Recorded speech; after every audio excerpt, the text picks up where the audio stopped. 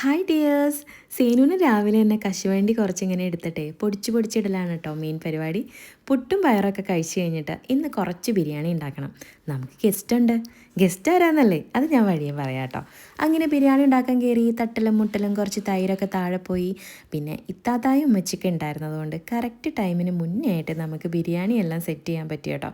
അങ്ങനെ ഇരിക്കാലേ അവരെല്ലാവരും വന്നു. ഇത് അപ്പൂസ് എൻ്റെ അനിയത്തിയാണ്. ഇപ്പോൾ ഇവർ രാവിലെ തന്നെ ട്രെയിനിന് കയറിയ കാരണം ബ്രേക്ക്ഫാസ്റ്റ് ഒന്നും കഴിച്ചിട്ടുണ്ടായിരുന്നില്ല. പിന്നെ ഉച്ചയ്ക്ക് 1:30 ആയപ്പോഴാട്ടോ എത്തിയത്.